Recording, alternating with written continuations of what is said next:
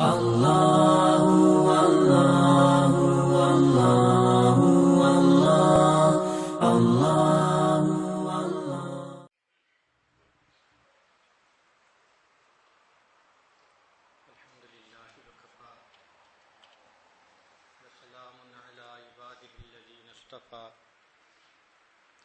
بعد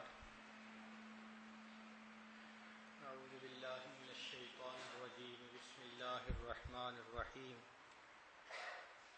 والذين جاهدوا فينا لنهدينهم سبلنا وإن الله لمع المحسنين وقال رسول الله صلى الله عليه وسلم المجاهد من جاهد نفسه في طاعة الله سبحان ربك رب العزة عما يصفون وسلام على المرسلين والحمد لله رب العالمين اللهم صل على سيدنا محمد وعلى آل سيدنا محمد وبارك وسلم. مجاہدہ باب مفاعلہ کا مصدر ہے. اس کا اصل مادہ جو حروف اصلی ہیں وہ جیم ہاء اور دال جو کہ مشقت پہ دلالت کرتے ہیں. اس لیے عربی میں لسی کو مجہود کہتے ہیں اس لیے کہ اس کو بلونا پڑتا ہے. دہی بناتے ہیں پھر دہی کو بلوتے ہیں اس میں سے مکھن نکلتا ہے تب لسی بنتی ہے. تو اتنی مشقت سے گزر کر چونکہ وہ لسی بنی تو اس کو مجہود کہتے ہیں. چنانچہ اگر کوئی بندہ اپنی سواری کو مشقت میں ڈالتا تو عرب لوگ کہتے تھے جاہد دابہ، اس نے اپنے جانور کو مشقت میں ڈال دیا.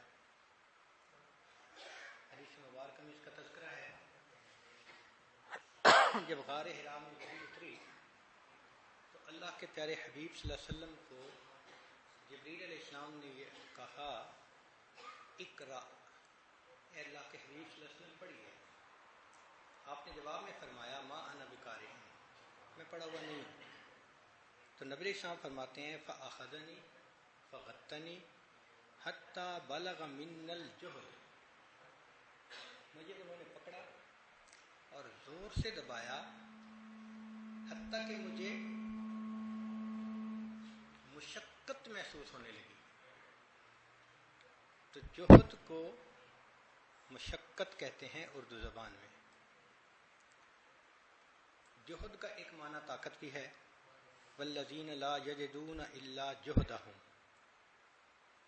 تاہم اصطلاح میں مجاہدے کا یہ معنی ہے کہ محاربۃ النفس الامارۃ بالسوء بتحمیلها ما یشق علیہا بما هو مطلوب فی الشرع.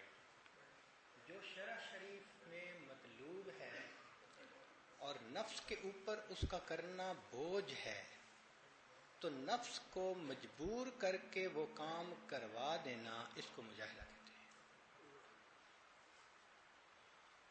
چونکہ نفس لذت چاہتا ہے، آرام چاہتا ہے، واہ چاہتا ہے.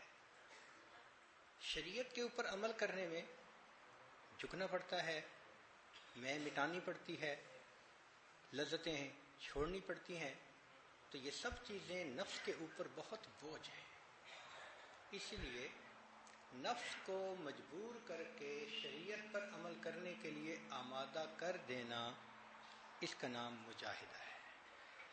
احادیث میں نبی علیہ الصلوۃ والسلام نے اس کی اہمیت کے بارے میں بہت کچھ فرمایا.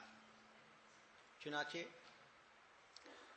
فرمایا اعداء عدوک نفسک التی بین جنبیک بین جنبک، ہاں کہ تو اپنے نفس کو اپنا دشمن سمجھ دو تیرے پہلو میں ہے، کہ وہ تجھے دنیا میں الجھاتا ہے اور تم اس کو اللہ کی رضا پر آمادہ کرو. عجیب بات یہ ہے کہ آج کا انسان نفس کو پالنے میں مشغول ہے، نفس اسے جہنم میں دھکا دینے میں مشغول ہے۔ اس لیے نبی اسلام نے ارشاد فرمایا کہ ان اخف ما اتخوف علی امتی الہوا، مجھے جس چیز کا امت پہ سب سے زیادہ خوف ہے وہ خواہشات نفسانی ہیں، کہ اس امت کو اللہ تعالیٰ رزق کی وسعت دے گا اور یہ خواہشات نفسانی پورا کرنے کے پیچھے لگ جائے گی، آخرت کو بھول جائے گی۔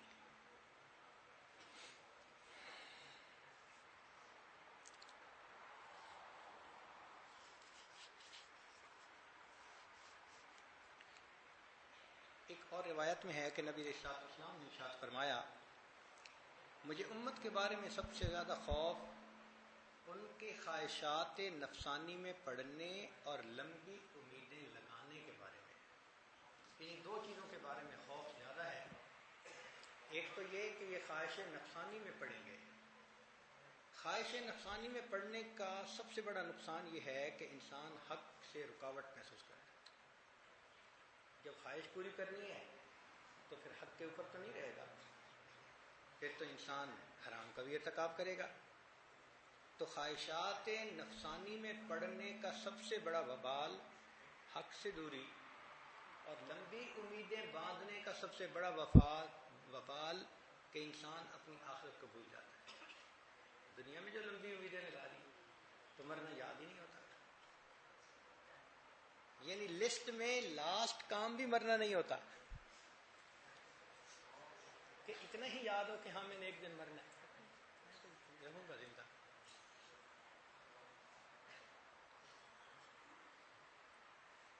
ایک اور حدیث مبارکہ میں نبی اسلام نے ارشاد فرمایا وجبت النار بالشہوات وحفت الجنت بالمکارہ، اللہ رب العزت نے جہنم کو شہوات کے ذریعے سے ڈھانپ دیا۔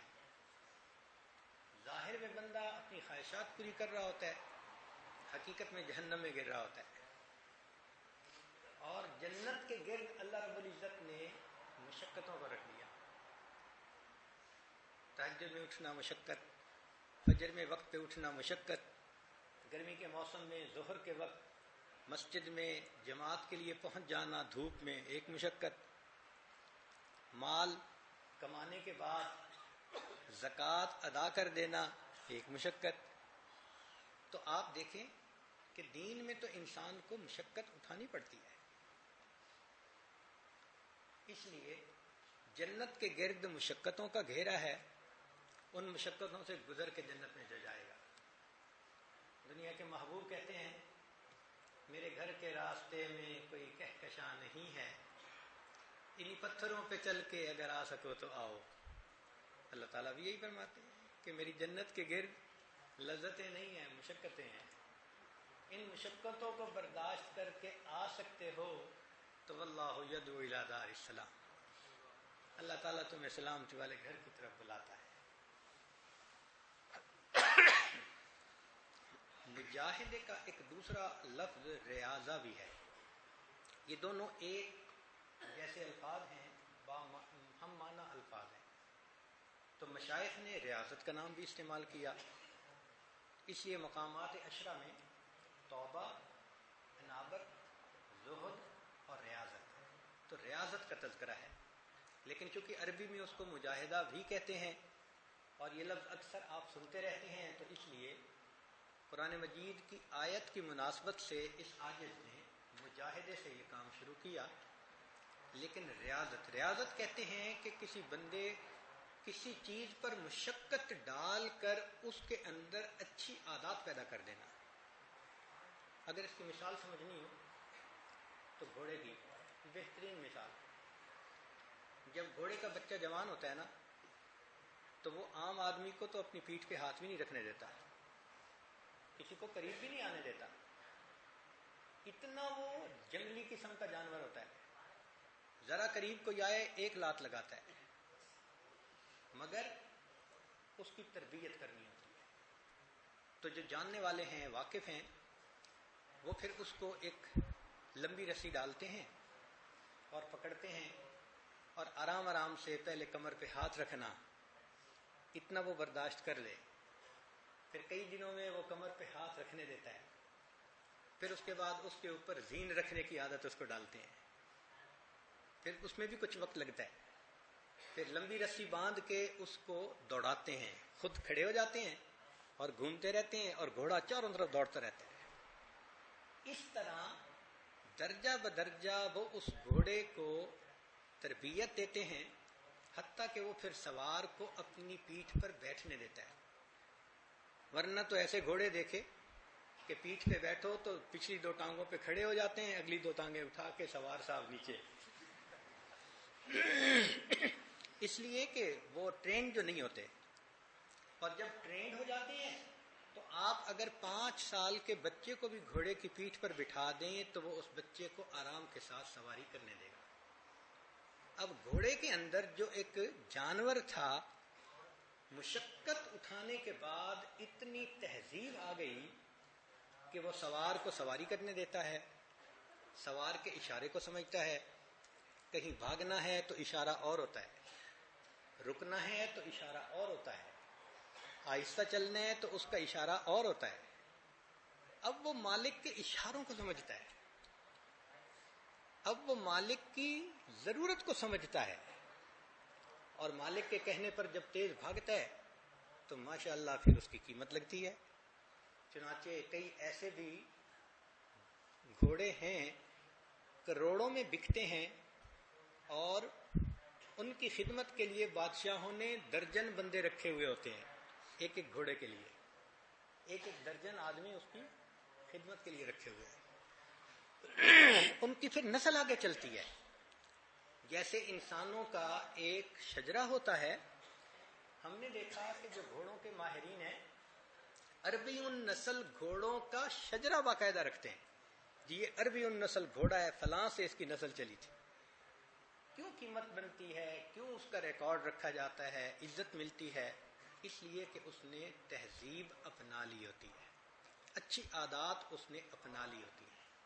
اور ان اچھی عادات کا یہ حال کہ ہم نے خود اپنی آنکھوں سے دیکھا، ایک گھوڑا جس کو مالک نے تانگے کے اندر باندھا ہوا ہے، وہ سارا دن محنت مزدوری کر کے دوپہر کے وقت آ کے کھڑا ہوا، تھکا ہوا تھا، پیاسا تھا، لیکن مالک کے پاس ایک آدمی آ گیا، کہنے لگا کہ جی میری ٹرین نکل رہی ہے اور مجھے اسٹیشن پہ پہنچنا ہے، پلیز ذرا جلدی پہنچا دیں۔ اب گھوڑے کے آرام کا وقت تھا، درمیان میں کچھ ریسٹ کا وقت تھا، مگر مالک کو پیسے مل گئے، اس نے پھر سواریوں کو بٹھا دیا، تو گھوڑے نے بھاگنا شروع کر دیا۔ اللہ نے اس کو زبان بھی نہیں دی کہ کہیں آگے سے لما اور لا کا چکر نہ پڑ جائے، بول ہی نہ سکے۔ اب وہ چل پڑتا ہے، لیکن تھکا ہوا تو ہے نا، اب وہ تھکا ہوا ہے تو بھاگ تو رہا ہے، مگر مالک چاہتا ہے کہ معمول سے زیادہ تیز بھاگے، اب وہ اس کے چھانٹا لگاتا ہے۔ وہ نہیں کہہ سکتا کہ جناب میرے آرام کا وقت تھا، بھاگ بھی رہا ہوں جو میرے یعنی مقدور میں ہے، ہمت میں ہے، اور پھر میرے چھانٹے پڑ رہے، چھانٹے بھی کھا رہا ہے، بھاگ بھی رہا ہے۔ کہہ نہیں سکتا کہ جی اگر لیٹ ہوا تو یہ تو سواری کا قصور ہے نا، میرا قصور تو نہیں ہے۔ اب اس بھاگنے کے دوران اس جانور کو لیڈ کرنے کی ضرورت پیش آئی، یہ اپنی اپلیکیشن نہیں دے سکتا کہ مجھے رکنا پڑے گا، مجھے ضرورت ہے۔ ہم نے دیکھا گھوڑا بھاگ بھی رہا ہے، لیڈ بھی کر رہا ہے، بھاگنے کے دوران اس ضرورت کے لیے بھی اس کا مالک اس کو وقت نہیں دیتا، دوڑ رہا ہے۔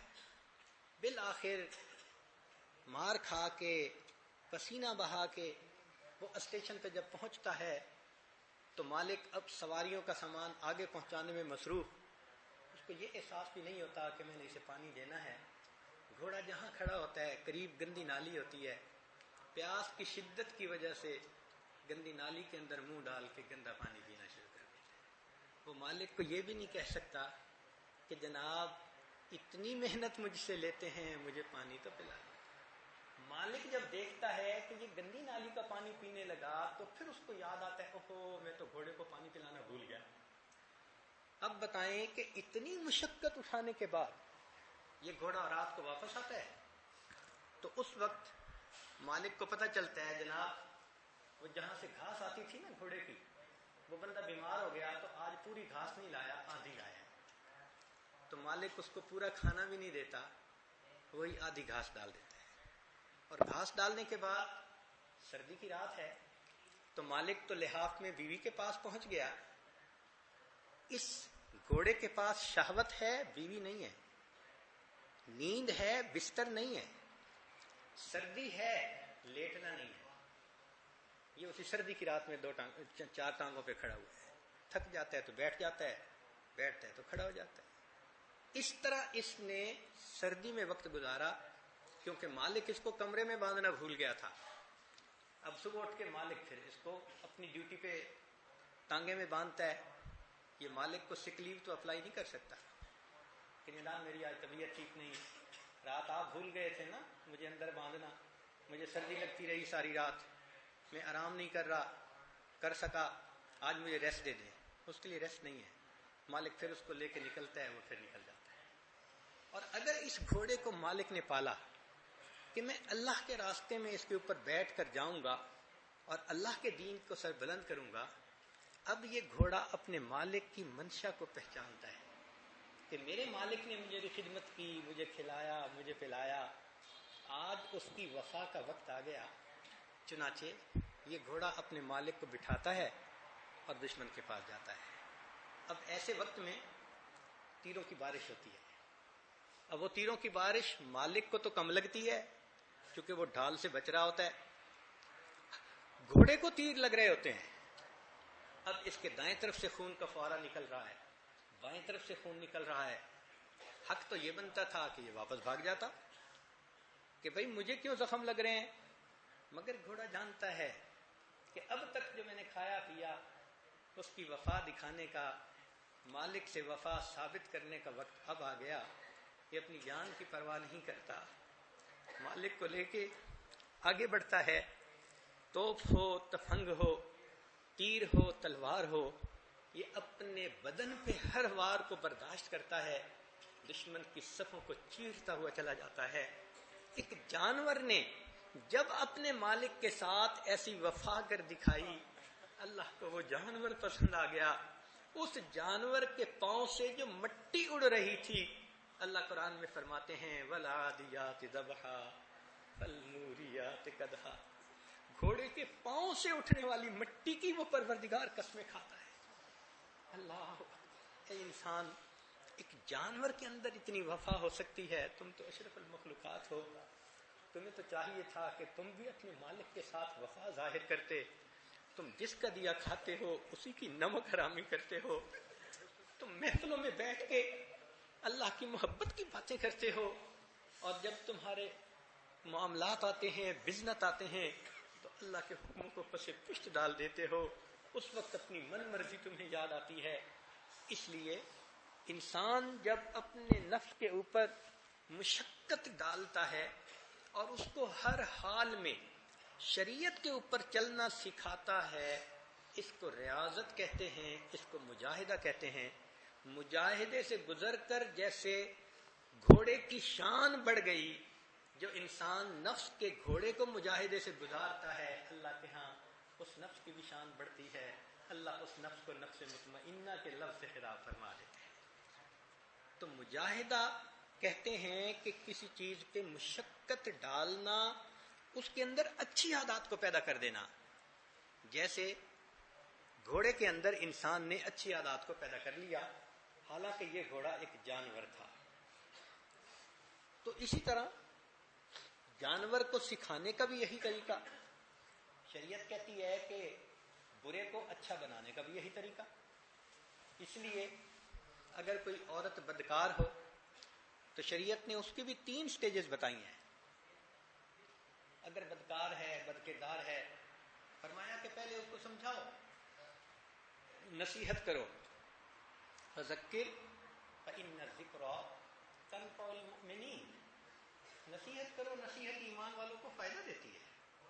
تو جب پیار سے بات سمجھاؤ گے، اچھے انداز سے سمجھاؤ گے، تو سمجھ لگ جائے گی کہ مجھے زبان درازی نہیں کرنی، مجھے نافرمانی نہیں کرنی، مجھے خامن کو ناراض نہیں کرنا، مجھے گھر کے کاموں کو ادھورا نہیں چھوڑنا، وہ باتوں کو سمجھ جائے گا۔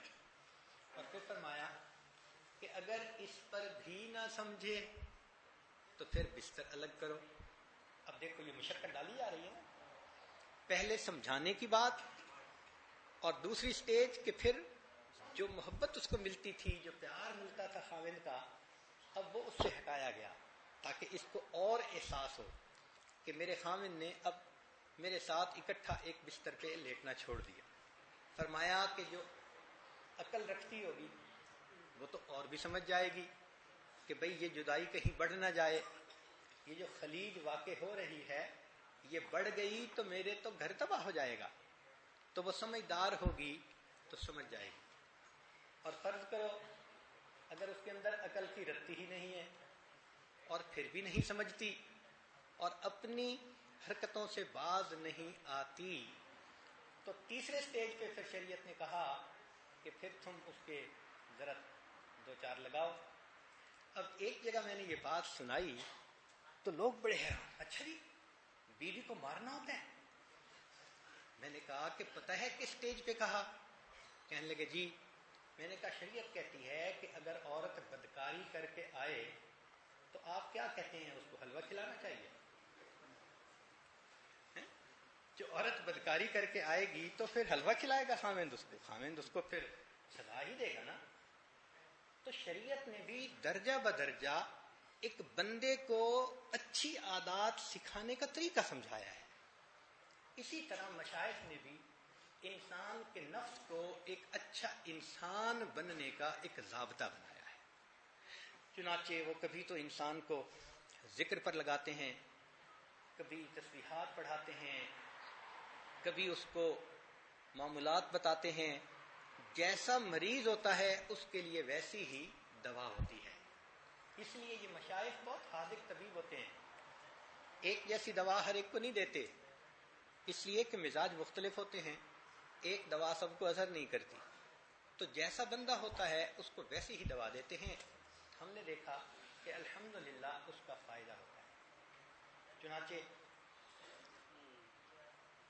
شریعت نے کہا کہ اپنے نفس کی اصلاح اگر کرنا چاہتے ہو تو اللہ والوں کی صحبت میں بیٹھو، یہ پہلا قدم۔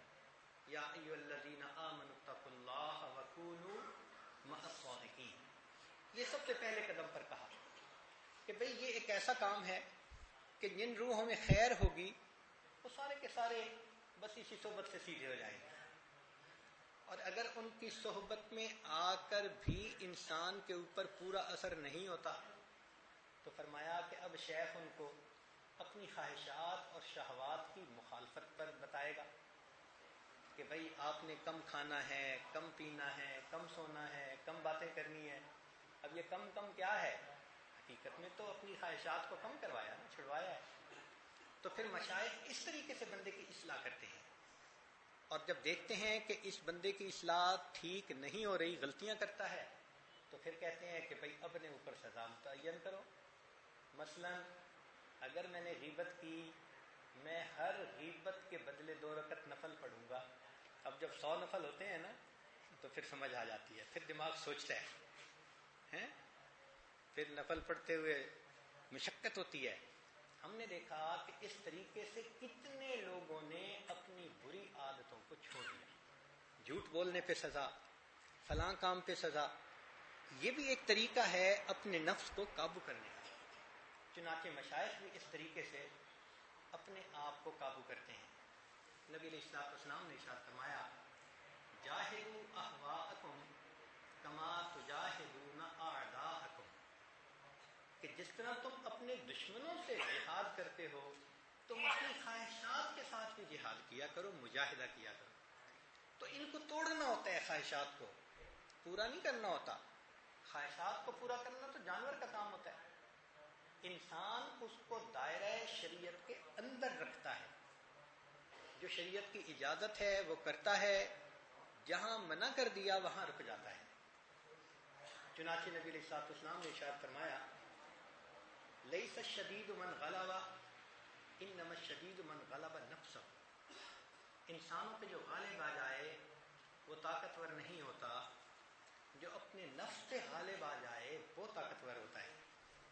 اسی کو ذوق نے کیا اچھے انداز سے یہ کہا، نہنگو اژدہا او تیر نر، شیر نر مارا تو کیا مارا، نہنگو اژدہا او شیر نر مارا تو کیا مارا، بڑے موذی کو مارا نفس امارہ کو گر مارا۔ شیر مارنا بھی آسان ہے، کروکوڈائل کو مارنا بھی آسان ہے، نفس کو مارنا بڑا مشکل کام ہے۔ تو فرماتے ہیں نہنگو اژدہا او شیر نر مارا تو کیا مارا، بڑے موذی کو مارا نفس امارہ کو گر مارا، گیا شیطان مارا ایک سجدے کے نہ کرنے سے، گیا شیطان مارا ایک سجدے کے نہ کرنے سے، اگر لاکھوں برس سجدے میں سر مارا تو کیا مارا، اس کو لاکھوں برس کی عبادت کے بعد کیا ملا، انجام کیا ہوا، بالآخر دربار سے دھتکار دیا گیا۔ سیدنا صدیق اکبر رضی اللہ تعالیٰ عنہ فرماتے ہیں کہ من مقت نفسہ فی ذات اللہ امنہ اللہ من مقتہ، جو اپنے نفس کے ساتھ اللہ کی خاطر دشمنی رکھتا ہے، غصہ رکھتا ہے، اللہ تعالیٰ اس کو اپنے غصے سے امن عطا فرما دیتے ہیں۔ تو جو اللہ رب العزت کے غصے سے بچنا چاہے وہ اپنے نفس کو اپنا دشمن بنا کے رکھے کہ یہ مجھے کہیں اللہ کی نافرمانی پہ نہ لے جائے۔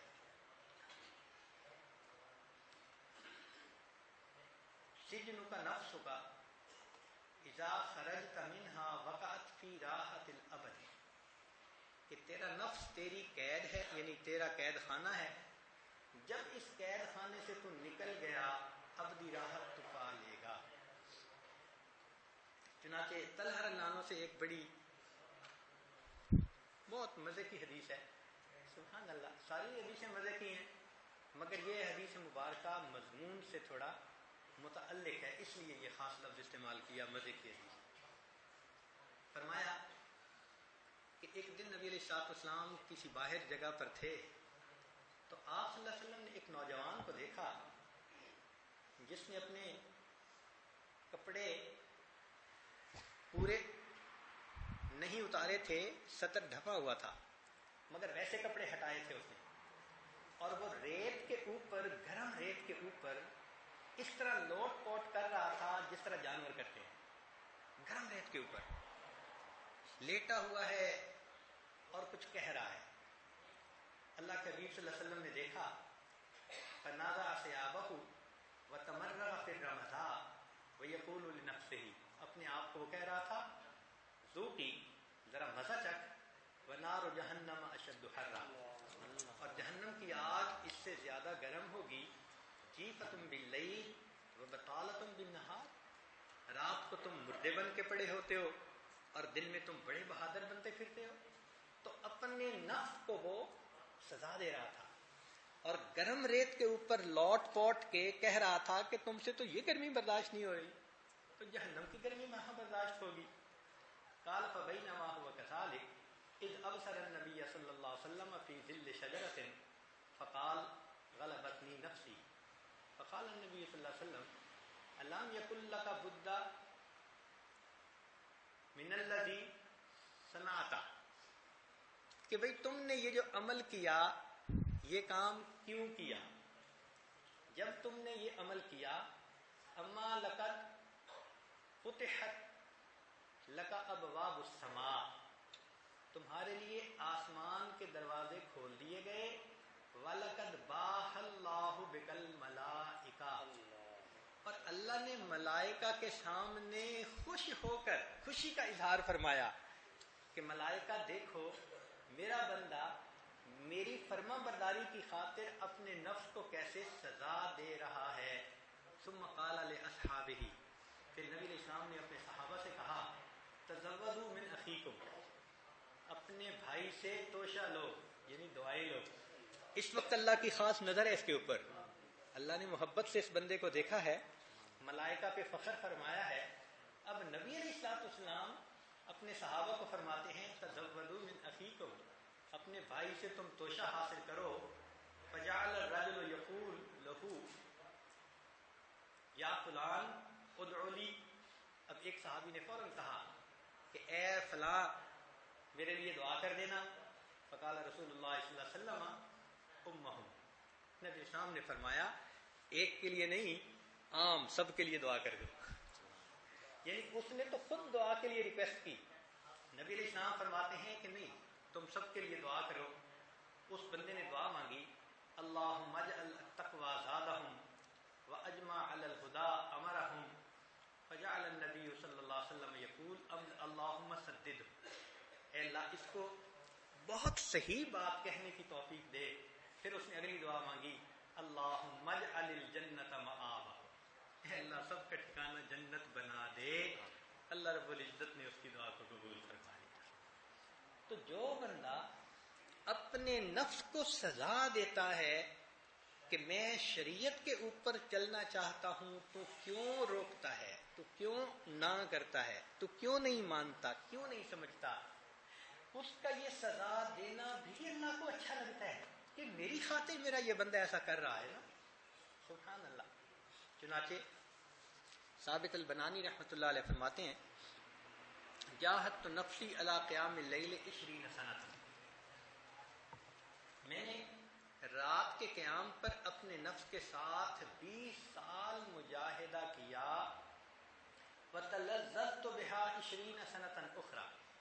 پھر اللہ نے اس کی برکت سے اگلے 20 سال مجھے رات کے قیام کی لذت عطا فرما دی. ذنون مصری رحمۃ اللہ علیہ فرماتے ہیں، اللہ تعالیٰ نے اس شخص کو عزت بخشی جس نے معلوم کر لیا کہ نفس ذلیل ہے. جو یہ دل میں سوچ لے کہ نفس ذلیل ہے، یہ اللہ کی نافرمانی پہ مجھے برانگیختہ کرتا ہے، اس بندے کو اللہ رب العزت کے ہاں عزت کا مقام مل جاتا ہے. اور مسروق رحمۃ اللہ علیہ تو یہاں تک فرماتے ہیں کہ واللہ لو اتانی آت من ربی فاخبرنی ان اللہ لا يعذبنی لجتہدت فی العبادہ. کہ اگر مجھے پتہ چل جائے کہ اللہ مجھے عذاب نہیں دیں گے، میں اپنے مجاہدے کو پھر بھی جاری رکھوں گا. اس نفس کو یہ زنجیر ڈالنی پڑتی ہے. اس لیے فضالہ بن عبید رضی اللہ عنہ فرماتے ہیں کہ نبی علیہ السلام نے ارشاد فرمایا، المجاہد من جاہد نفسہ فی اللہ. اس حدیث مبارکہ میں فی اللہ کا لفظ ہے، دوسری روایت میں فی طاعت اللہ کا لفظ بھی ہے. اس لیے فرمایا وجاہدوا فی اللہ حق جہادہ. حقائق کو تفسیر میں لکھا ہے کہ نبی علیہ السلام ایک مرتبہ واپس تشریف لا رہے تھے تو آپ نے ارشاد فرمایا رجعتم من الجہاد الاصغر الی الجہاد الاکبر. تو اس جہاد اکبر سے مراد مجاہدہ نفس تھا. اس لیے ہمارے سلسلہ کے جو امام ہیں حضرت سیدنا صدیق اکبر رضی اللہ تعالی عنہ، ان کی بات ذرا غور سے سنیے گا.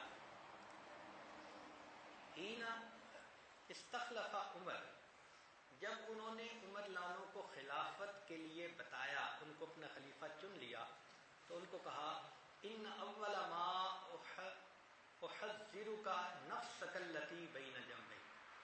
کہ سب سے پہلی چیز جس کی میں تمہیں تلقین کرتا ہوں وہ نفس ہے جو تمہارے پہلو میں ہے، تمہارا سب سے بڑا دشمن وہ ہے. یہ جب خلافت ملی حضرت عمر لانوں کو تو ابوبکر صدیق لانوں کی پہلی نصیحت یہ تھی کہ نفس تمہارا دشمن ہے، اس سے ذرا بچ کے رہنا.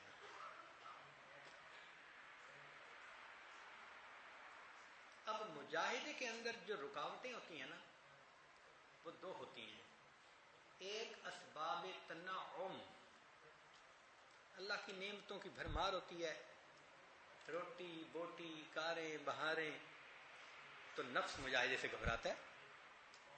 بھائی جب ہر چاہت پوری ہو جاتی ہے تو مجاہدہ کیوں کرے گا؟ ایک تو یہ چیز رکاوٹ ہوتی ہے. اور ایک ضعف نفس، نفس کمزور ہوتا ہے تو بھی مجاہدے سے بھاگتا ہے. حضرت احمد ثانی رحمۃ اللہ علیہ فرماتے ہیں کہ جیسے امراض جسمانیہ کا علاج ہوتا ہے اسی طریقہ سے امراض روحانیہ کا بھی علاج ہوتا ہے. امراض جسمانیہ کا علاج جو حکیم لوگ کرتے تھے نا، تو وہ علاج بضد کیا کرتے تھے. مثلا سردی لگ گئی تو گرم دوا دیتے تھے نارمل ہو جائے، گرمی لگ گئی تو ٹھنڈی چیز کھلا دیتے تھے. تو طبیب یعنی جو اطباء تھے ان کے ہاں علاج بضد ہوتا تھا. فرماتے ہیں کہ نفس کا بھی علاج اسی طرح سے ہے. جو چیز یہ چاہے اس کو مت کرو، علاج بضد. اس اصول کو اپنا لو گے تو نفس جلدی سیدھا ہو جائے گا. نفس چاہے گا کہ میں یہ کروں، آپ کہیں کہ مجھے یہ نہیں کرنا. جانتا ہوں ثواب طاعت زہد، پر طبیعت ادھر نہیں آتی. پتہ تو ہوتا ہے کہ نیکی کا اجر کیا ہے، لیکن نفس نہیں انسان کا مانتا. اس لیے اپنے نفس کو منانا پڑتا ہے. بندے کو ایک کمٹمنٹ کرنی پڑتی ہے، ایک عہد کرنا پڑتا ہے. میں تکبیر اولیٰ کی پابندی کروں گا، میں تہجد کی پابندی کروں گا، میں غیر کی طرف آنکھ نہیں اٹھاؤں گا. اس قسم کے دل کے اندر وعدے کرنے پڑتے ہیں اور پھر نفس کو مجبور اس کے اوپر کرنا پڑتا ہے. تب جا کے نفس جو ہے شریعت پر چلنے کا عادی ہوتا ہے.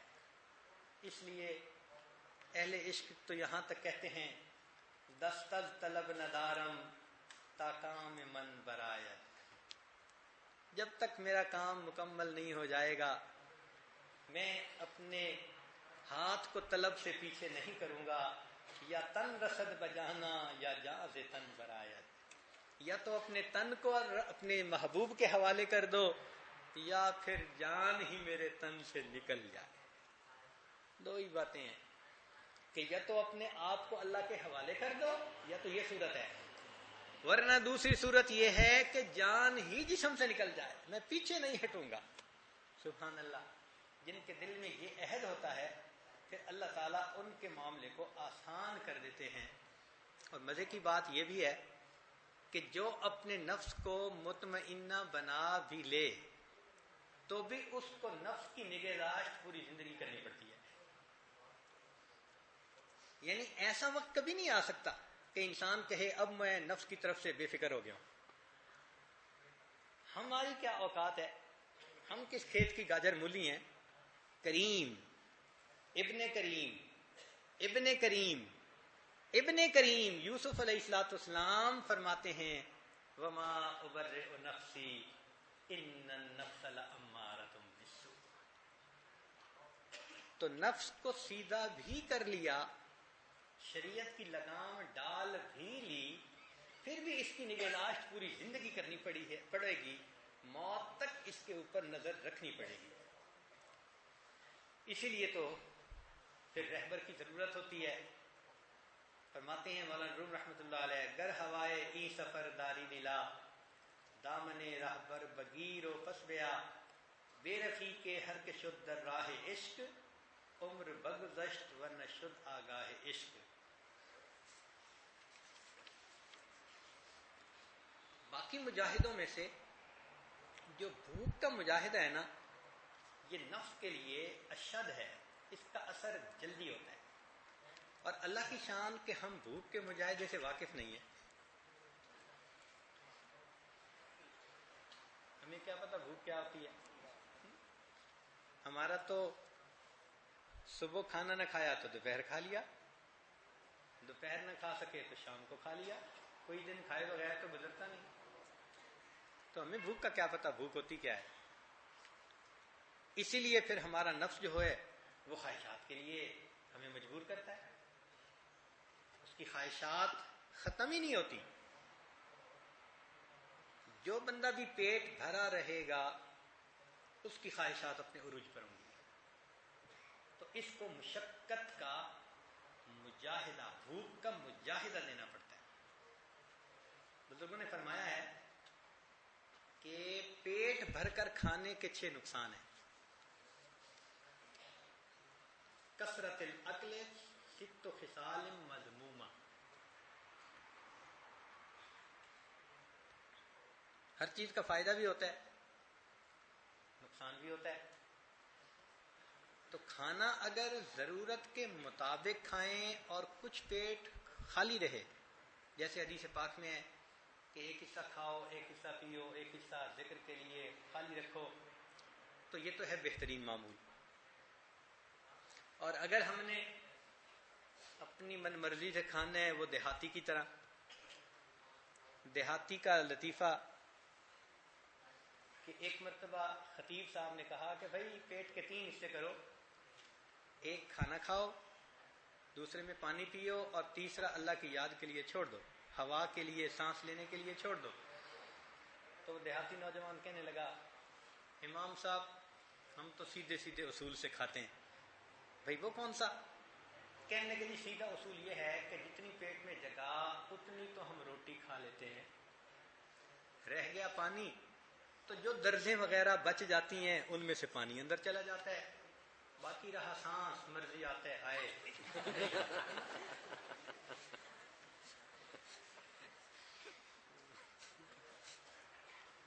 تو آج کل ہم میں سے بعض حضرات اس طرح کے کھانے کے اصول رکھتے ہیں۔ اسی لیے پیٹ بھر کر کھانے کے 6 نقصان سنیے ذرا۔ سب سے پہلے ان یذهب خوف اللہ من قلبہ، جو پیٹ بھرا بندہ ہوتا ہے اس کے دل سے اللہ کا خوف گھٹ جاتا ہے، کم ہو جاتا ہے، اللہ کا خوف نکل جاتا ہے، تکبر آ جاتا ہے، پھر دوسروں کو کہتا ہے تم مجھے جانتے نہیں ہو میں کون ہوں۔ یہ تکبر کے بول کون بولتا ہے؟ جس کو خدا یاد نہیں ہوتا۔ تو فرمایا کہ پہلا گناہ یہ کہ اس کے دل سے اللہ کا خوف نکل جاتا ہے۔ پھر دوسری بات یذهب رحمت الخلق من قلبہ، مخلوق کے اوپر اس کو پھر ترس نہیں آتا۔ خالی پیٹ بندے کو دوسرے پہ ترس آئے گا، جس کا پیٹ بھرا ہے احساس ہی نہیں ہے اس کو دوسرے کے ساتھ کیا گزر رہی ہے۔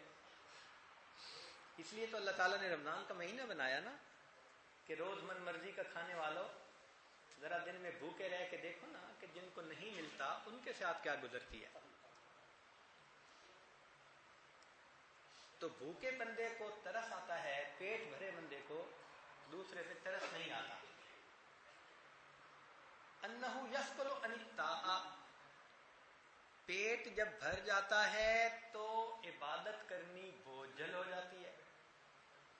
صاف ظاہر ہے جو ڈٹ کے کھائے گا وہ جم کے سوئے گا، تو تہجد میں اٹھنا مشکل، عبادت مشکل ہو جاتی ہے۔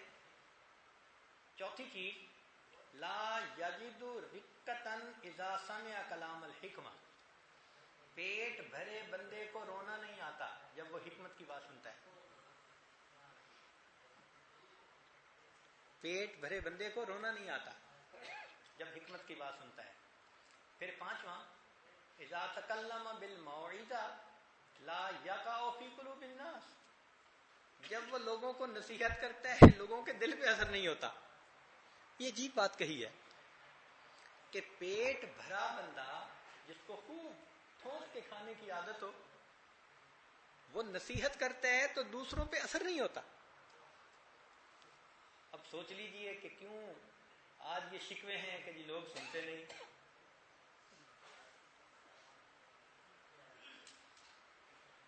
ہماری بات اثر ہی نہیں کرتی اس لیے کہ پیٹ ہی اتنا بھرا ہوا ہوتا ہے۔ پھر چھٹی یہیج فیہ الامراض، زیادہ کھانے کی وجہ سے امراض آ جاتی ہیں، بلڈ پریشر، ہائی کولیسٹرول، یہ ساری چیزیں زیادہ کھانے کی وجہ سے ہوتی ہیں۔ تو 6 نقصان ہیں زیادہ کھانے کے۔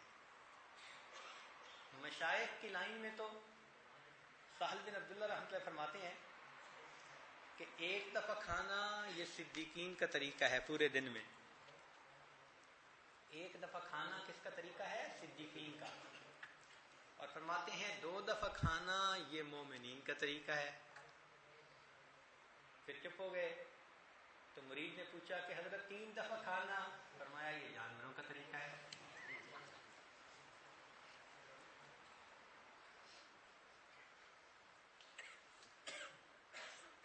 حدیث مبارکہ میں ہے کہ سیدہ عائشہ صدیقہ رضی اللہ تعالی عنہا انہوں نے ایک مرتبہ ایک دن میں دوسری مرتبہ کھانا شروع کیا تو نبی علیہ السلام کی نظر پڑی تو فرمایا عائشہ بس زندگی میں کھانے کا ہی کام باقی رہ گیا. دوسری مرتبہ کھانا چاہ ہو سکتا ہے کہ پہلی مرتبہ جب کھایا ہو تو تھوڑا کھانا ہو, بھوک اتری ہی نہ ہو, تو اگر دوسری دفعہ کھانا شروع کیا تو فرمایا عائشہ بس زندگی میں کھانے ہی کا کام باقی رہ گیا. اللہ اکبر کبیر. اور اللہ کے حبیب صلی اللہ علیہ وسلم کے پاس تو پوری دنیا کے خزانے ہیں. جبریل علیہ السلام آئے, اے اللہ کے حبیب صلی اللہ علیہ وسلم آپ حکم دیں تو یہ مکہ کے پہاڑ سونے چاندی کے بن کر آپ کے ساتھ چلیں گے. مگر اللہ کے محبوب صلی اللہ علیہ وسلم نے فرمایا اے اللہ مجھے یہ نعمتیں نہیں چاہیے, میں چاہتا ہوں ایک دن آپ دیں میں کھاؤں اور آپ کا شکر ادا کروں, اور دوسرے دن مجھے فاقہ آئے اور اس کے اوپر میں صبر کروں. یہ اللہ کے حبیب صلی اللہ علیہ وسلم نے کہا اللہ میں تو بس یہ چاہتا ہوں ایک دن کھاؤں تو میں شکر ادا کروں اور دوسرے دن فاقہ آئے اور میں صبر کروں. سیدہ فاطمہ الزہرا رضی اللہ تعالیٰ عنہ نے ایک مرتبہ گھر میں 3 روٹیاں بنائیں, نہیں 4 روٹیاں بنائیں. ایک حضرت علی رضی اللہ عنہ نے کھائی, ایک حضرت حسن رضی اللہ عنہ نے, ایک سیدنا حسین رضی اللہ عنہ نے, اور ایک فاطمہ الزہرا لانا کے لیے تھی. جب وہ کھانا کھانے بیٹھی تو ان کو خیال آیا فاطمہ کھانا تو کھا رہی ہو, کیا پتا کہ تمہارے ابا حضور کو کچھ کھانے کو ملا کہ نہیں ملا. تو سیدہ فاطمہ الزہرا رضی اللہ عنہا نے آدھی روٹی کھائی اور آدھی روٹی بچائی اور اپنی چادر کے کونے میں وہ روٹی باندھی اور نبی علیہ السلام کی خدمت میں حاضر ہوئی.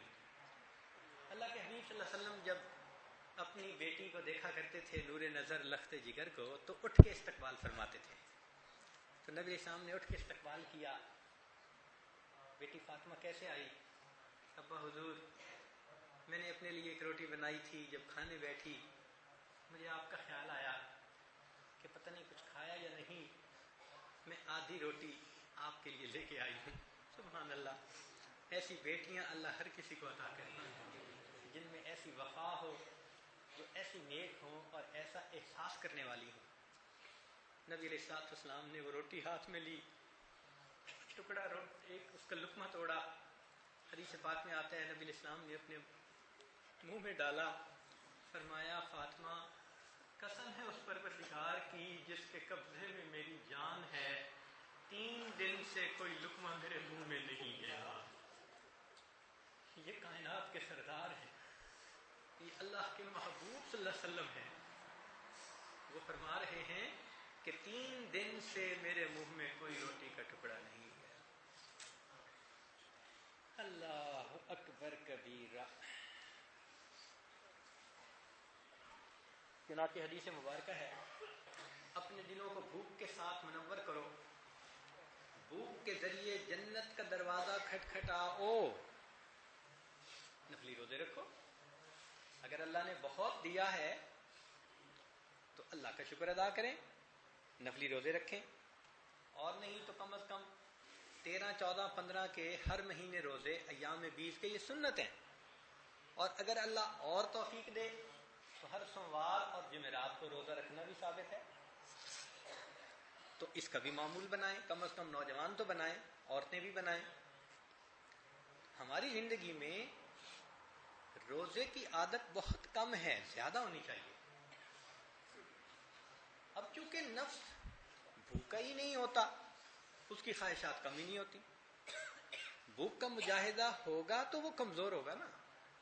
تو اس لیے جن کو اللہ رب العزت نے نعمتوں سے نوازا ہے وہ اپنے نفس کو روزے کا مجاہدہ ڈالیں. ہر مہینے 3 روزے رکھیں, اور ہر ہفتے میں اگر 2 روزے رکھیں تو کیا ہی اچھی بات ہے. اور زندگی کے جو پچھلے روزے قضا خاص طور پہ عورتوں کے ہوتے ہیں اور سستی کرتی ہیں ان کی قضا کرنے میں, اس کو پوری طرح ادا کریں.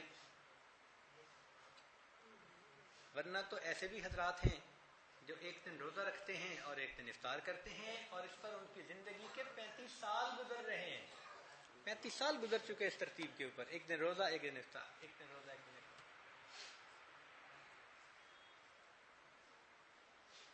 تو نبی علیہ السلام نے ارشاد فرمایا اپنے دلوں کو بھوک کے ساتھ منور کرو.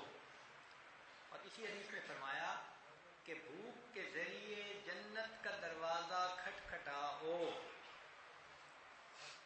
اور تیسرا فرمایا کہ نفس کے خلاف بھوک پیاس کے ذریعے مجاہدہ کرو. ایک مرتبہ شیطان ملعون جا رہا تھا تو یحییٰ علیہ السلام کی نظر پڑ گئی. انہوں نے کہا او بدبخت، تم انسانوں کو ورغلاتے ہو تو اپنے ہتھ کنڈے بتاؤ. اس نے کہا کہ بھئی یہ ہتھ کنڈے تو میرے بہت ہیں. تو انہوں نے فرمایا کہ تیرا ہتھ کنڈا میرے اوپر تو نہیں چلا ہوگا. کہنے لگا چلتا تو نہیں، بعد میں بھی نہیں آتا. چلتا تو نہیں، بعد میں بھی نہیں آتا. ان کا کیسے؟ کہنے لگے فلاں دن آپ نے بھوک تھی نا تو پیٹ بھر کے کھانا کھا لیا تھا، تو پھر تہجد میں اٹھے تو تھے مگر مشقت ہوئی تھی نا اٹھنے میں ذرا. تو اتنا تو اثر آپ پر بھی ہوا کہ پیٹ بھر کر میں نے کھلا دیا اور آپ کو رات کی عبادت میں کچھ بوجھ محسوس ہوا. اندازہ کرو یہ شیطان بدبخت کیا مصیبت ہے. اللہ. نبی علیہ السلام نے فرمایا کہ میرے ساتھ بھی شیطان لگا ہوا ہے مگر اللہ نے میری مدد کی اور میرا شیطان مسلمان ہو گیا ہے. اللہ اکبر کر.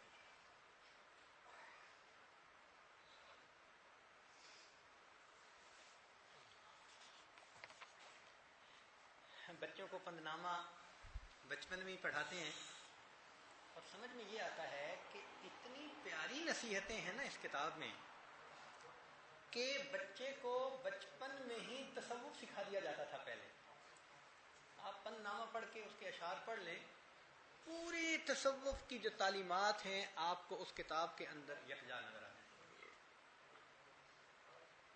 گر ہمی خواہی کے گردی سر بلند، اے پسر بر خود درے راحت بے بند. ہر کے بر بستو درے راحت تمعود درے راحت تمام، باد شد بر وے درے دار السلام. اے برادر ترک عزد و جاہ کن، خیش را شائستہ درگاہ کن. کیا پیارا شعر کہا ہے کہ ترک عزد و جاہ کر دو تو اللہ کے دربار میں تم شائستہ بن جاؤ گے، مقبول بن جاؤ گے. چنانچہ ابو عثمان رحمۃ اللہ علیہ کی خانقاہ میں جب کوئی آتا تھا تو اس کو یہ تعلیم دی جاتی تھی کہ دوسروں کو اپنے اوپر ترجیح دو، کسی سے بدلہ نہ لو، کسی کی حقارت کا خیال آئے تو اس کی خدمت کرو، اور کسی سے حسد محسوس ہو تو اس کے لیے دعائیں کرو.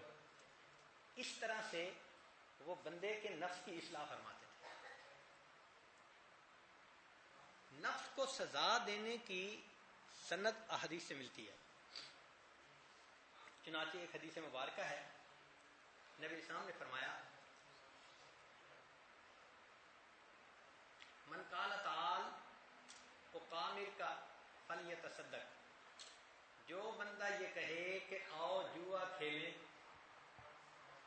تو نبی اسلام نے فرمایا کہ اس لفظ کے کہنے پر فلیتصدق، اس کو چاہیے کہ وہ اللہ کی راہ میں صدقہ کرے.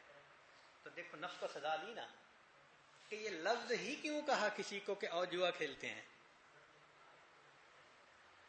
اور حدیث پاک سے یہ بھی ثابت ہوتا ہے کہ اگر ایک آدمی نے غلطی سے عورت کے ایام کے دن تھے اور اس سے ملاپ کر لیا تو شریعت کہتی ہے کہ اب اس کو چاہیے کہ اللہ کے راستے میں صدقہ کرے.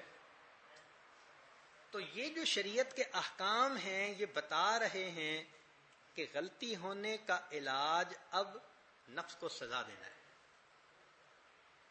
چنانچہ ہمارے بزرگوں نے یہاں سے دلیل لی کہ انسان اپنے نفس پر پابندی لگا سکتا ہے، انسان اپنے نفس کو سزا دے سکتا ہے، اپنے نفس کی اصلاح کی خاطر اس کو مشقت میں ڈال سکتا ہے. اس کی سند حدیث سے مل رہی ہے.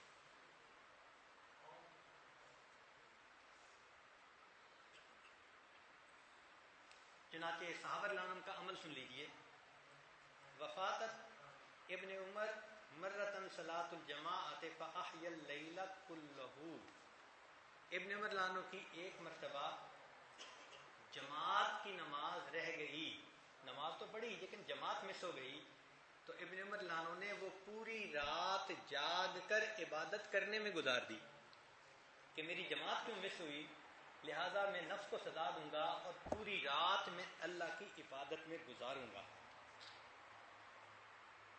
طبرانی شریف کی روایت ہے ان عمر لانو اخر المغرب حتی طلع نجمان، عمر لانو کسی کام میں لگے ہوئے تھے، میں ابھی نماز پڑھتا ہوں، مغرب کی پڑھتا ہوں، حتیٰ کہ 2 ستارے روشن ہو گئے۔ اب 2 ستارے روشن ہونے سے نماز قضا نہیں ہوتی، مگر ٹائم نسبتاً زیادہ ہو جاتا ہے، مستحب وقت پہلے نکل جاتا ہے۔ تو جب ایسا ہوا فآتک رکبتین لتاخیرہ، اس تاخیر کے بدلے میں انہوں نے 2 غلاموں کو آزاد کر دیا۔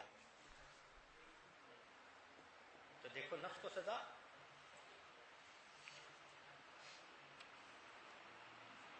وفاتت ابا ربیعہ رکعتا سنت الفجر، ربیعہ رحمۃ اللہ علیہ کی فجر کی 2 سنتیں رہ گئیں، فآتک رکبتن، انہوں نے اس کے بدلے غلام کو آزاد کر دیا۔ ابن وہب رحمۃ اللہ فرماتے ہیں کہ میں غیبت کرتا تھا، یعنی نکل جاتی تھی زبان سے ایسی بات جو غیبت ہوتی تھی، اور مجھے بعد میں احساس ہوتا تھا کہ میں نے یہ لفظ غیبت کا کہہ دیا، تو میں نے اس کے اوپر ایک سزا تجویز کی کہ ہر غیبت پر ایک روزہ رکھوں گا۔ تو کہنے لگے کہ جب غیبت ہوتی میں روزہ رکھتا، مگر روزہ میرے نفس پر آسان تھا چونکہ روزے کی عادت تھی۔ تو فرمانے لگے 1 سال کے بعد بھی میری عادت ختم نہ ہوئی، تو میں نے سوچا کیا، تو میں فقیر تو تھا، پاس تو تھا کچھ نہیں، تو میں نے نفس کو کہا اچھا اب میں تیرے اوپر سزا متعین کرتا ہوں، میں نے کہا کہ 1 غیبت کے بدلے 1 درہم صدقہ کروں گا۔ اب وہ درہم کمانا پڑتا تھا، اب ادھر فاقے اور جا کے کرو مزدوری، تو دماغ ٹھیک ہو جاتا ہے نا پھر انسان کا۔ کہنے لگے کہ جب ہر غیبت کے بدلے 1 درہم کی خاطر مزدوری کرنی پڑی تو میرے نفس نے غیبت کرنی چھوڑ دی۔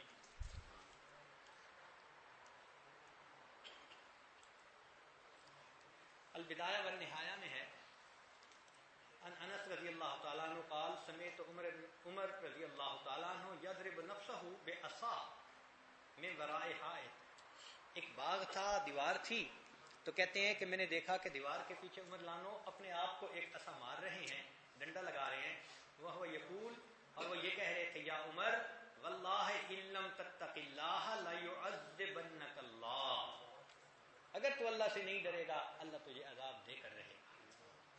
اللہ اکبر، یہ عمر رضی اللہ تعالیٰ نے فرما رہے ہیں جن کو دیکھ کر شیطان راستہ ہی چھوڑ جاتا تھا۔ چنانچہ تمیم داری لانوں کے بارے میں بھی ہے کہ ایک مرتبہ ان کی تہجد کی نماز قضا ہو گئی، حتیٰ اصبح، حتیٰ کہ صبح کا وقت ہو گیا، تہجد نہ پڑھ سکے اس رات، فقام سنتن لم ینم فیہا عقوبۃ للذی سنہ، جو اس دن نماز قضا ہوئی اس کے بدلے انہوں نے پورا سال اپنے آپ کو پوری رات جگائے رکھا، 1 سال سزا دی کہ میں رات کو نہیں سوؤں گا۔ ایک تہجد کے بدلے ایک صحابی پورا سال اپنے آپ کو رات کو نہیں سونے دیتے، نفس کیسا سیدھا ہوگا بھائی؟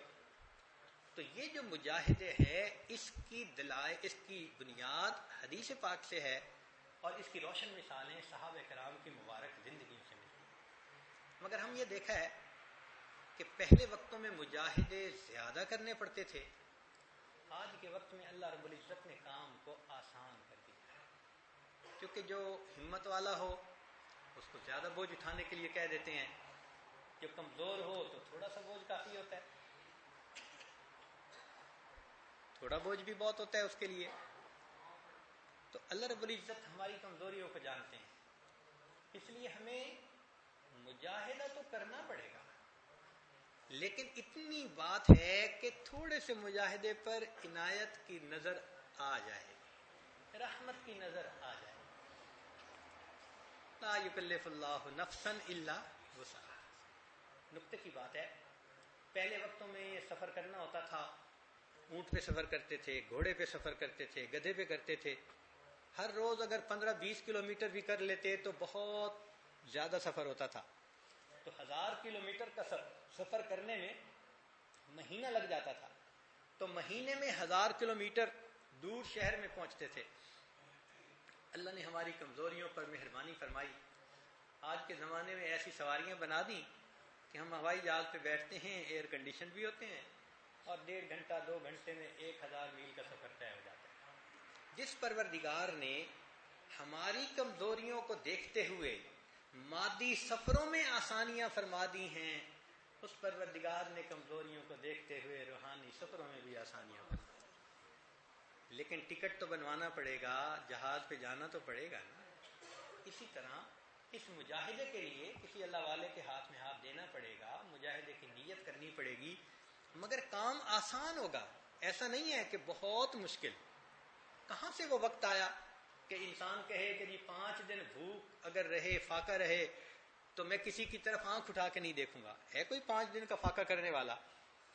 اللہ اکبر. ہم تو 1 دن کا فاقہ برداشت نہیں کر سکتے, ہم تو اتنے نازک طبع لوگ ہیں. تو اس لیے مشقت تھوڑی ہوگی مگر اٹھانی ضرور پڑے گی. یہاں پر ایک نقطہ اور بھی سن لیجئے کہ مشائخ کے جو اقربا ہوتے ہیں ان کے ساتھ چونکہ اللہ رب العزت کی طرف سے ایک رحمت کا معاملہ ہوتا ہے, تو اللہ ان کا کام بھی آسان کر دیتا ہے, مگر مجاہدہ تو ان کو بھی کرنا پڑتا ہے.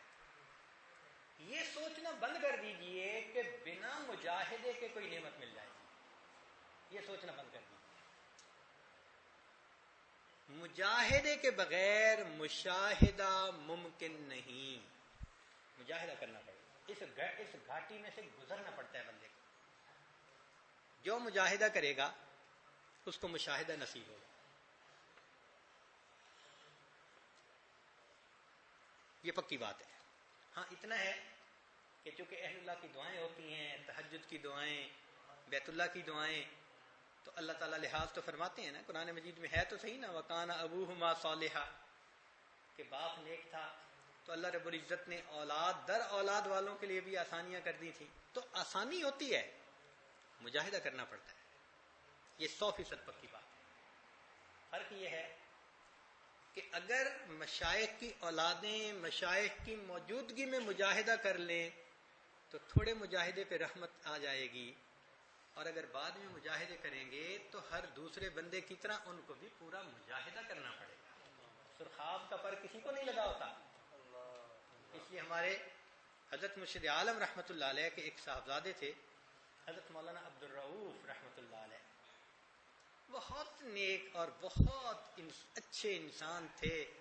ان کا چہرہ ہماری آنکھوں سے ہٹتا نہیں کئی مرتبہ. اتنے خوبصورت اور اتنے نیک طبع تھے. وہ اسباق کرتے تھے. ایک مرتبہ مری میں ہمارے حضرت مرشد عالم رحمۃ اللہ علیہ نے اس عاجز کو بھی سبق دیا, دوسرے کو بھی دیا. تو صاحبزادہ صاحب بھی تشریف لے آئے. اس وقت ان کا 7واں سبق تھا. تو جیسے ہی آ کے بیٹھے تو حضرت نے ایسے ان کی طرف دیکھا, ہمیں عبدالرؤوف صاحبزادہ بنو گے یا حرام زادہ بنو گے؟ یقین کرو کہ مجھے کب کبھی طاری ہو گئی. اتنے صاف لفظوں میں پوچھا, بتاؤ تم صاحبزادہ بنو گے یا حرام زادہ بنو گے؟ اس کا مطلب یہ کہ اگر نیکی تقوی اختیار کرو گے تو صاحبزادے ہوگے, اور اگر غفلت کرو گے تو پھر حرام زادے ہوگے. اللہ اللہ. تو محنت تو کرنی پڑتی ہے, اور بعد میں پھر زیادہ مشقتیں اٹھانی پڑتی ہیں. چنانچہ ایک واقعہ سنا کے بات کو مکمل کرتا ہوں.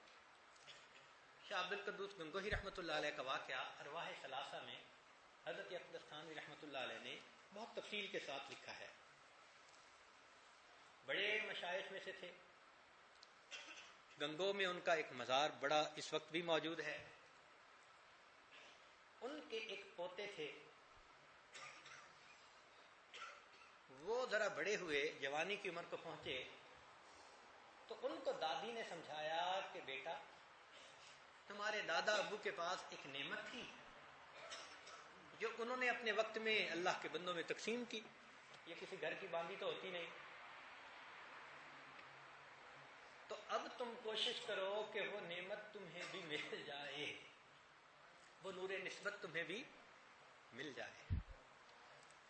جوان العمر بچہ تھا، ہمت تھی، جذبہ تھا، طبیعت میں نیکی تھی، سلامت فہم حاصل تھی.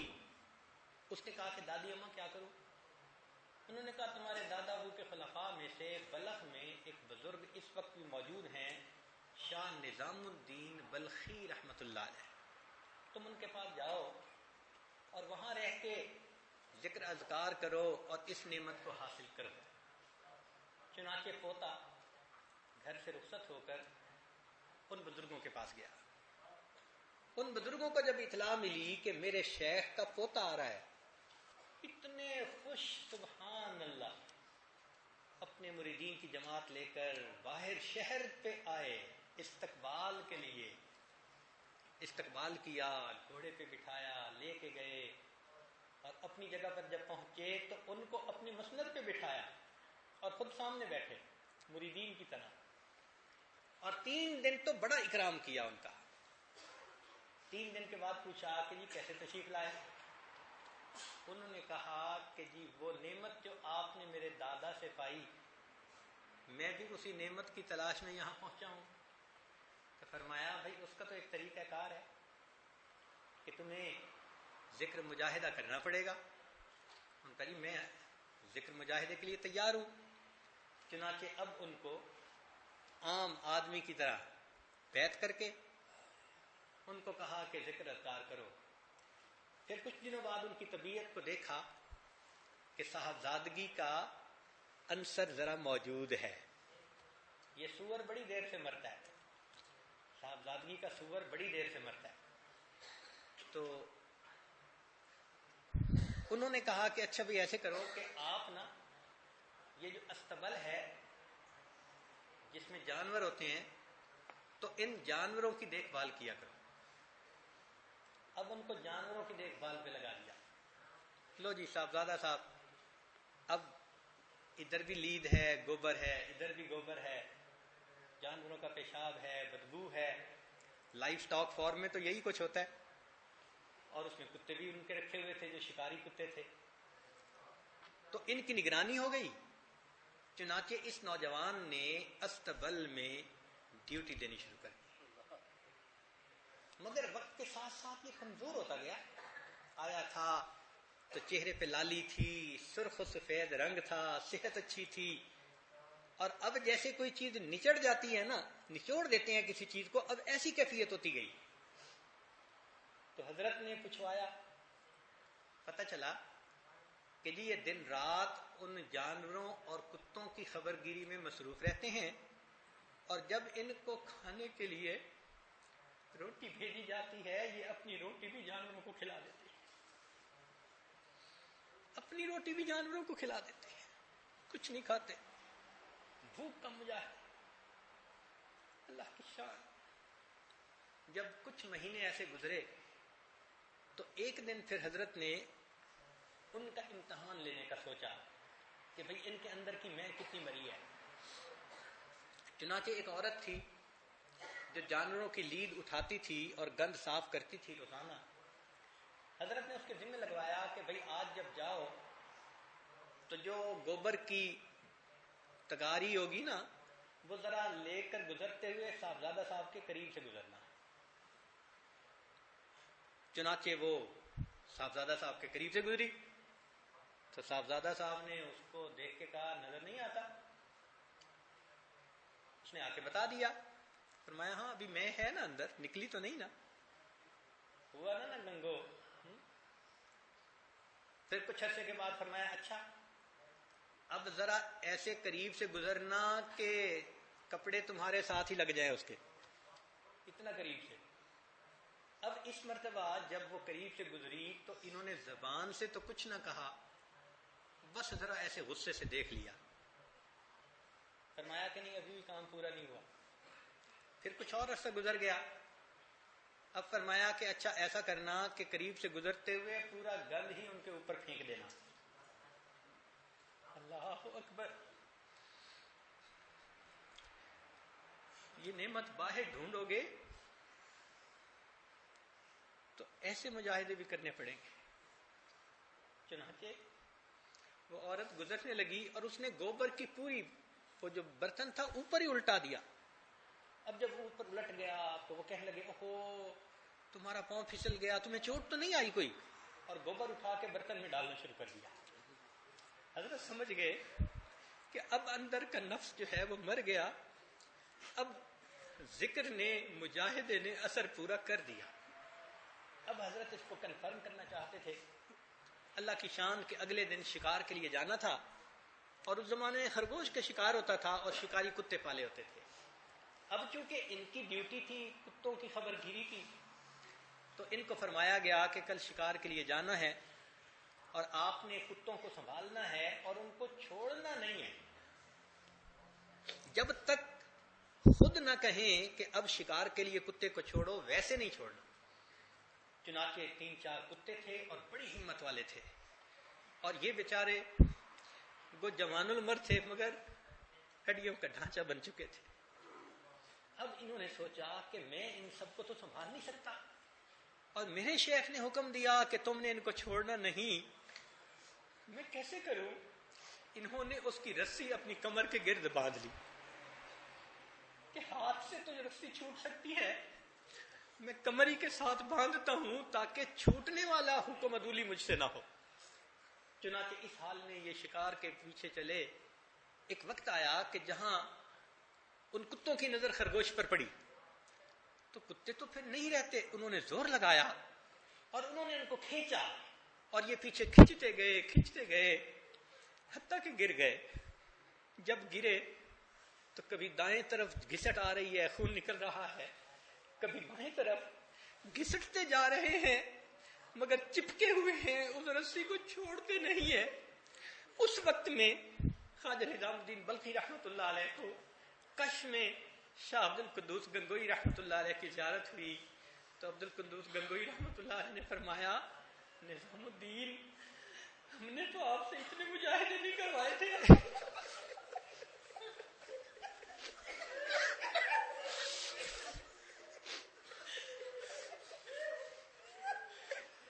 نظام الدین ہم نے تو آپ سے اتنے مجاہدے نہیں کروائے تھے. چنانچہ حضرت نے اس وقت اس نوجوان کو اٹھایا اور اپنے سینے سے لگایا اور اس کو اجازت و خلافت عطا فرمائی. نسبت تو بعد میں بھی ملتی ہے مگر گوبر سونگنا پڑتا ہے, کتوں کو پکڑنا پڑتا ہے, گھسٹنا پڑتا ہے, تب جا کے نعمت ملتی ہے. وقت کا احساس کیجئے, اس وقت نعمت آسان ہے, اس لیے کہ رات کی تنہائیوں میں کوئی رونے والا ہے, کوئی اللہ سے مانگنے والا ہے, جو قدر کرتا ہے اللہ رحمت فرماتے ہیں. ایسا نہ ہو ہمارا نام بے قدروں میں لکھا جائے. ہم اللہ تعالیٰ سے دعا مانگتے ہیں, اے کریم آقا ہم اب تک بے قدری کے مرتکب ہوتے رہے, اللہ آج ہمیں اپنی رحمت سے ہمت دے دیجئے کہ ہم نفس کے خلاف مجاہدہ کر سکیں, اس کو شریعت کی لگام ڈال سکیں, اور اللہ آپ کے پسندیدہ بندوں میں اپنے آپ کو شامل کر سکے. وآخر دعوانا ان الحمد للہ رب العالمین. تھوڑی دیر کے لیے مراقبہ جائیے, آنکھوں کو بند کر لیجئے, سر کو جھکا لیجئے. دنیا اور جو کچھ دنیا میں ہے اس سے ہٹ کٹ کے اللہ رب العزت کی یاد میں ڈوب جائیے. انسان جب اپنے اندر جھانکتا ہے اسے اپنی اصل تصویر نظر آتی ہے. من کے دریچے کو کھولیے, اپنی اصل تصویر کو دیکھیے.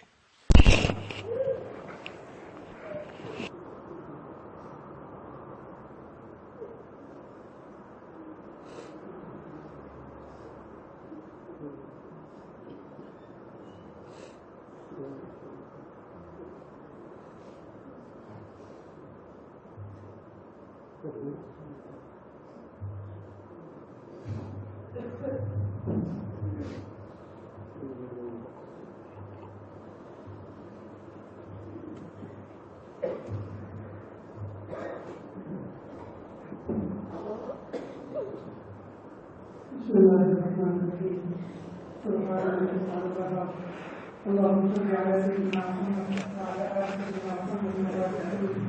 اللهم صل عليه وسلم على نفسك رب الرحمن الرحيم. لا إله إلا الله الحليم الكريم سبحان رب العرش العظيم. والحمد لله رب العالمين. نسألك موجبات رحمتك وعزائم مغفرتك والغنيمة من كل بر وسلامة من كل إثم لا تدع لنا ذنبا إلا غفرته ولا هما إلا فرجته ولا حاجة فيها إلا الله قضيتها يا أرحم الراحمين يا أرحم الراحمين يا أرحم الراحمين المالك الرحيم معك بندے حقیق سنیات بندے اللہم عزیزوں کی زندگی دور فرما انہیں اپنی زندگی کی صدیقہ عطا فرما سبھی دنیا والے کاموں ہماری حفاظت فرما مرشد کو لباس سے لباس پر انجام سے ہماری حفاظت فرما سبھی خاتموں سے ہماری حفاظت فرما آنے والی زندگی کو گزری زندگی سارا بنا آنے والی ایام کو گزرے ایام سے بہتر بنا اے اللہ یہ ہاتھ اٹھائے جانے کی قابل نہیں یہ زبان کو سوال کرنے کی قابل نہیں کہ اللہ خیر کے ناموں سے لے کے سب کے ہاتھ تک گناہوں میں ڈوبے ہوئے ہیں سب کے قریب نجات لگے ہوئے ہیں اللہ کی آپ مہربانی فرما دیجیے اللہ کی آپ پاک فرما دیجیے اللہ کی آپ صاف کر دیجیے سب کے قریب آپ چھوٹے چھوٹے پہ بیٹھے ہوئے ہیں کہ اللہ جو شم ہے سب کے قریب مہربانی کر دیجیے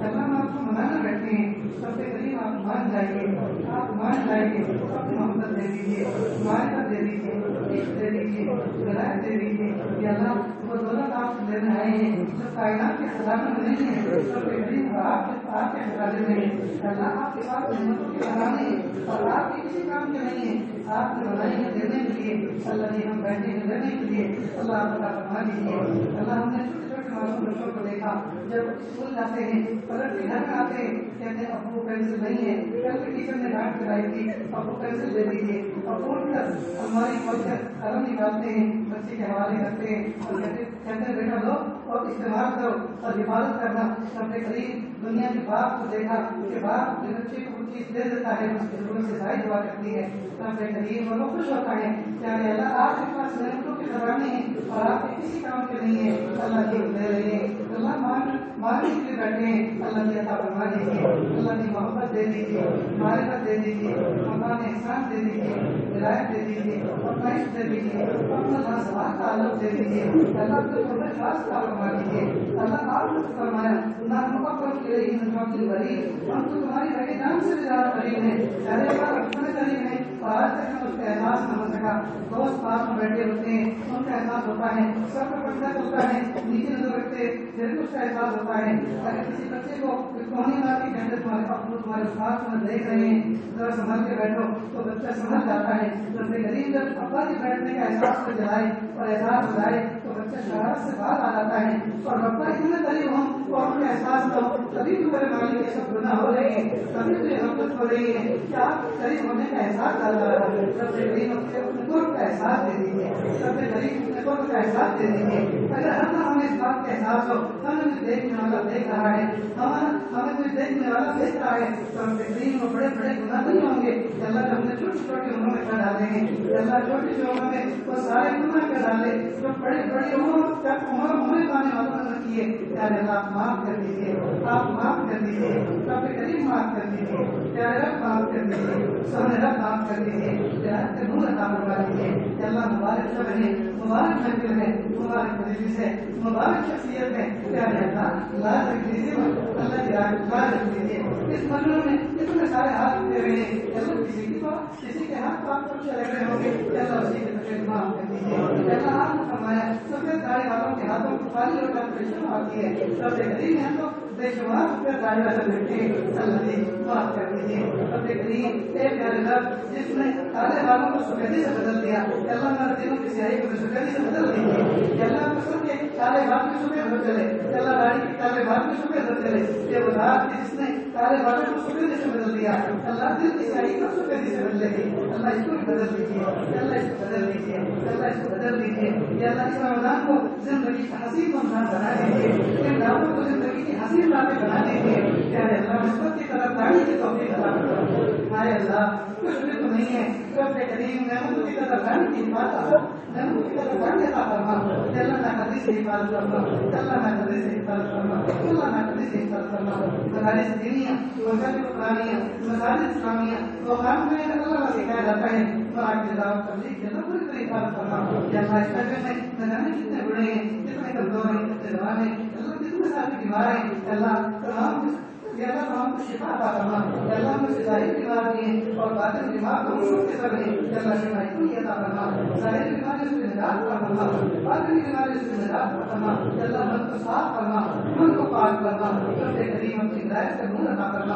پیارے اللہ، اس امت میں نہ جانے کتنی بیوہ عورتیں ہیں اور کتنے یتیم بچے ہیں جن کے والد کس کے ساتھ حیات دے کہ اللہ اس سال وفات پا چکے ہیں کہ اللہ ان کے ٹوٹے ہوئے دلوں کا واسطہ اللہ تعالیٰ رکھ دیجیے، اللہ رکھ دیجیے کہ اللہ مہربانی کر دیجیے کہ اللہ ان کے سروں پر کہ اللہ شکر والا سایہ نصیب فرما دیجیے، ان کو بہترین تکلیف کھڑا کر دیجیے کہ اللہ ان کی بہترین حفاظت کرنے والا بنا دیجیے۔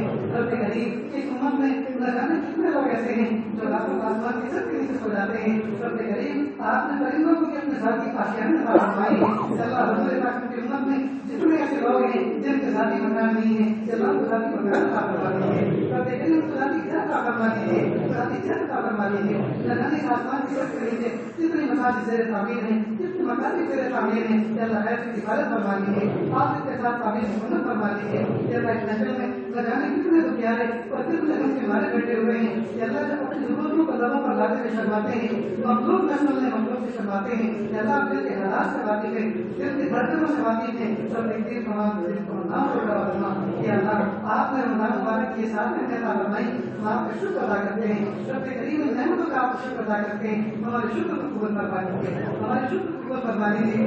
آپ نے فرمایا تاکہ تم شکر کرو گے تو میں نعمتوں میں اضافہ کروں گا۔